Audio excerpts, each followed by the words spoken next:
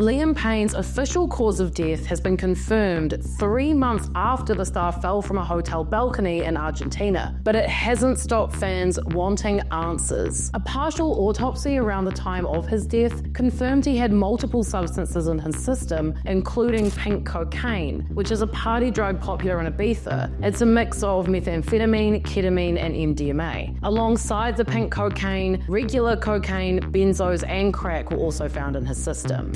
Since his tragic death, more shocking details have emerged about Liam's final days in Argentina, including alleged leaked text messages, and an ongoing prosecution in Argentina sought to find answers and charge those responsible. A preliminary autopsy report released shortly after his death indicated he died of multiple injuries, both internal and external, as well as hemorrhages. But now, a UK inquest has confirmed the exact cause of death, and over in Argentina, multiple people have been charged in relation to Liam's untimely passing. The 31-year-old was confirmed by Dr. Roberto Victor Cohen to have died of polytrauma. Polytrauma is a common cause of death from falls, accidents, or physical assaults. A simplified explanation would be a lot of injuries at once. This confirmation does answer one very important question, but we still don't have a full picture of what exactly happened to Liam in the moments leading up to his fall. The hearing, which Buckinghamshire Coroner's Court said was held on 17th of December, was told it may take some time to establish how Liam died. The inquest itself has been adjourned until a pre-inquest review on the 6th of November, the Coroner's Court said. According to the Argentinian prosecutor's office, medical reports suggested Liam might have fallen in a state of semi or total unconsciousness, and they ruled out the possibility of a conscious or voluntary act. They concluded that Liam did not know what he was doing nor had any comprehension of his actions. During the UK inquest hearing, Senior Coroner Crispin Butler said,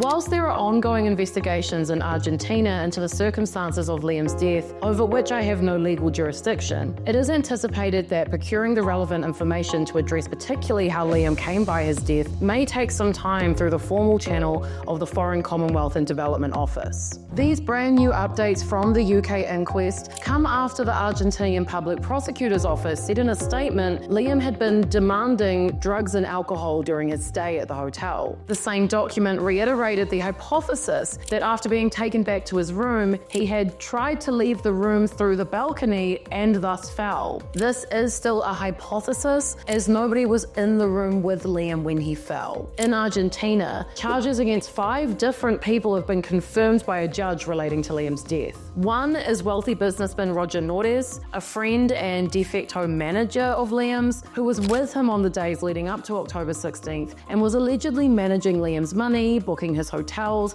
and communicating with sex workers on his behalf. Roger is accused of manslaughter for allegedly, and I quote, failing to fulfill his duties of care, assistance, and help after he, quote, abandoned him to his luck, knowing that he was incapable of fending for himself and knowing that he suffered from multiple addictions. The head of the National Criminal and Correctional Court number 34, Judge Laura Bruniard, said Nordes is responsible for the crime of negligent homicide as the perpetrator, given that he had assumed a position of guarantor in front of the family of the deceased. There is also allegedly footage showing Roger was in the hotel around 50 minutes before Liam's death, and the judge said that he should have consulted a doctor and should have done this without relying on what the hotel employees could do. 2 others have been accused of manslaughter, hotel manager Gilda Martin and chief receptionist Esteban Grassi. Prosecutors claim that Gilda and Esteban witnessed Liam under the influence in the lobby, but failed to provide medical assistance. The judge said that Liam was unable to care for himself, and footage shows he was unconscious and being dragged by 3 people. She said,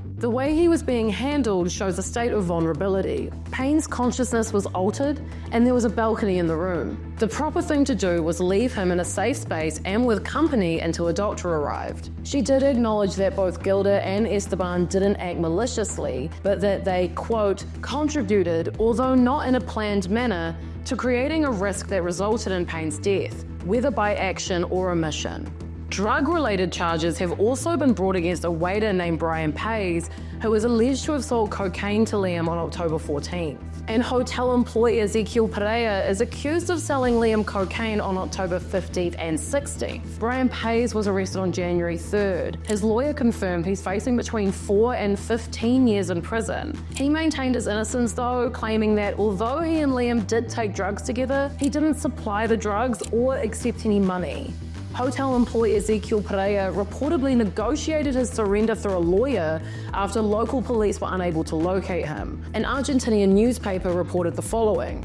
After the raid, surveillance was carried out at a place where he was supposedly working and at other addresses, and under pressure, he went to see his lawyer and turned to the court. Although the new inquest and arrest provides some sort of closure as to what happened and who was responsible, it doesn't take away the pain for Liam's fans, friends, and family. His ex-girlfriend, Kate Cassidy, faced the devastating reality of losing her partner, and after a well-deserved break, she returned to social media and shared a heartwarming post. She posted a pic of herself wearing beige tracksuit pants with a 444 design, which is her and Liam's so-called angel number. She captioned the post, "Ali found me these sweatpants yesterday. Love, support, guidance from your angels." The 444 numbers are said to signify protection, encouragement, and support. Kay had previously shared a note from Liam where he had written the numbers, so it's obviously something really important to her, and I'm glad she gets to feel close to him in this way. Liam's family are reported to finally feel that justice is possible after the arrest in Argentina. As the investigation continues, it's clear that the case serves as a stark reminder of the critical importance of responsibility and care, particularly for those entrusted with the well-being of others. Though the full truth of what happened may still be unraveling, the pursuit of justice remains a glimmer of hope for those mourning his loss. As we await more developments, we can only hope that this case sparks a broader conversation about duty of care within the entertainment industry, ensuring that no one else suffers the same way. This isn't the first, nor will it be the last story of a manager or entertainment person not looking after their celebrity. I mean, these stories go all the way back to Brian Wilson and the Beach Boys, and that was the 60s. So,